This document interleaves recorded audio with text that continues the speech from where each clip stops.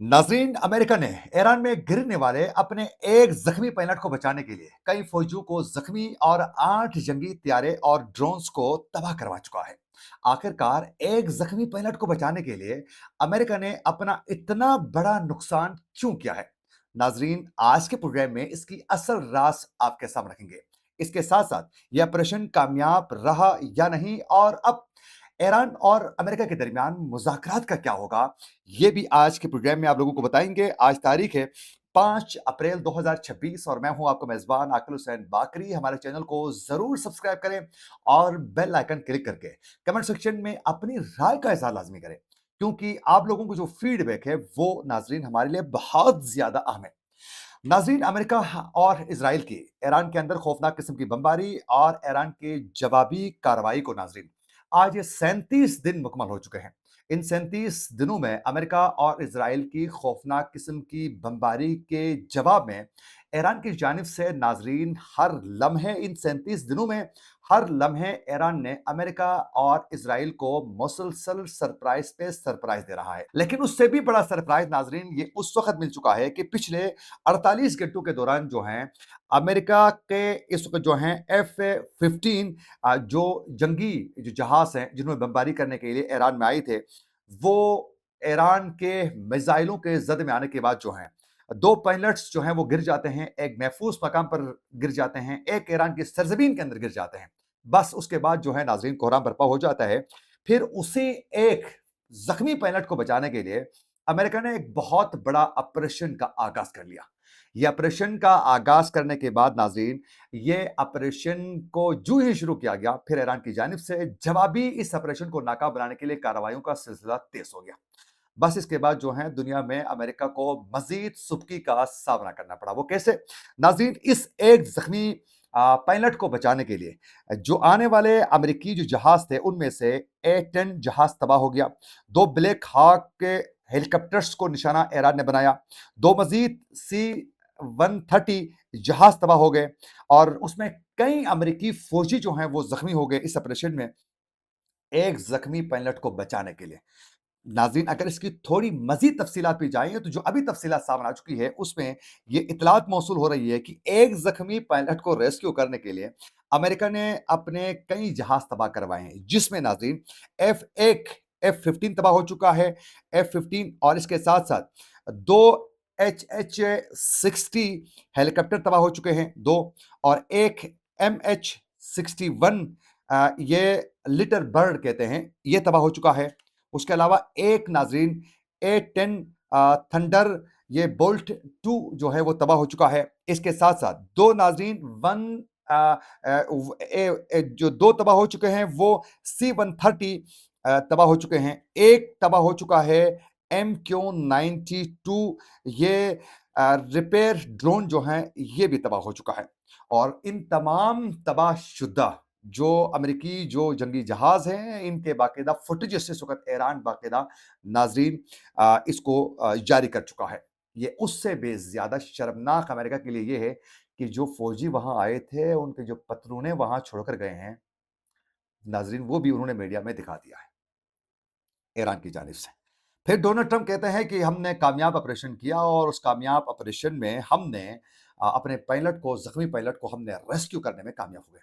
लेकिन याद रखें, इस दौरान सीआईए का भी बड़ा किरदार रहा है। सीआईए ने नाजरीन ये पायलट को जब ढूंढने का सिलसिला शुरू हो गया था, जब इन ऑपरेशन लॉन्च करते ही इन्होंने ये खबर ईरान के अंदर फैलाई थी कि हमें वो अपना पायलट जो है मिल चुका है जख्मी, लेकिन उस वक्त ये ढूंढ रहे थे। तो सीआईए का भी किरदार है।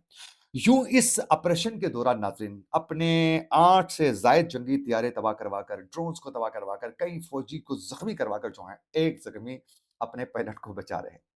पूरी दुनिया के सामने ये ऑपरेशन कामयाब रहा है या नहीं, अब आप खुद बताएं। मैं इस पर राय देने से बेहतर समझ रहा हूं कि आप बेहतर जानते हैं। कमेंट सेक्शन में जरूर बताएं कि ऑपरेशन कामयाब हुआ नहीं। अब जरा बात करते हैं नाज़रीन, अमेरिका ने क्यों एक ज़ख्मी पायलट को बचाने के लिए अपना इतना बड़ा नुकसान क्यों करवाया है? नाज़रीन, एक तो सबसे बड़ी रीज़न ये है कि दुनिया की जितनी भी बड़ी फ़ौजें जो होती हैं, बिलख़ुसूस अमेरिका जो हैं, वो हमेशा उसका एक बुनियादी उसूल ये है कि कोई फ़ौजी दुश्मन के हाथ में छोड़ना नहीं है।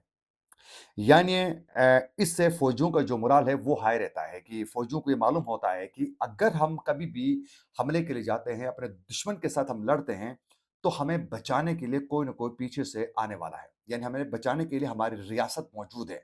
तो हर फ़ौजी का मोराल हाई होता है और बड़ी बहादुरी के साथ वो लड़ते हैं। उनको मालूम होता है हमें बचाने वाला है, कोई न कोई आने वाला है। तो इससे फ़ौजियों का मोराल हाई रहता है। नंबर 2, इससे हसास मालूमात जो हैं, वो लीक होने का खतरा बहुत ज़्यादा होता है। वो कैसे नाज़रीन? ये सिर्फ़ और सिर्फ़ एक पायलट नहीं होता है, बल्कि ये एक पायलट एक एक इंसान ही नहीं, बल्कि एक चलती-फिरती जो है, ये इंटेलिजेंस होता है। और अगर इसको पकड़ा जाता है, तो जदीद जितने भी हथियारों की जो मालूमात हैं, वो ऑपरेशन का प्लान और खुफिया टेक्नोलॉजी जो हैं, वो दुश्मन के हाथ लग जाते हैं। इसीलिए इस पायलट को फौरी तौर पर महफूज़ बनाया जाता है। इसके अलावा आप लोगों ने देखा होगा कि इस वक़्त वाशिंगटन पोस्ट की जानिब से भी कहा गया है कि अमेरिका ने कुछ जहाज़ों को जो वहाँ से फौरी तौर पर वापस लेकर आना मुमकिन नहीं था, वो ऑपरेशन के दौरान डैमेज हो चुके थे, तो अमेरिका ने खुद उनको धमाके करके उड़ाया है वहाँ। ये बाकायदा उनका दावा है इस वक़्त वाशिंगटन पोस्ट में कि अमेरिका का कि हमने खुद अपने कुछ तैयारों को उड़ा दिया, वो तबाह कर दिया है उससे धमाकों से, क्योंकि वो उसको परवान लेने में इश्यू हो रहा था, मतलब वापस हम लेकर नहीं आ सकते थे। तो ये इनका दावा है, हालाँकि ईरान कहता है कि हमने मार गिराया। लेकिन इनको अगर अमेरिका ने खुद भी अगर इसको तबाह किया है, तो इसकी रीज़न ये बनती है कि वो जो टेक्नोलॉजी होती है, वो दुश्मन के हाथ ना लगें। इसलिए बाज़ दफ़ा तबाह भी किया जाता है, जो अमेरिका का भी दावा भी है।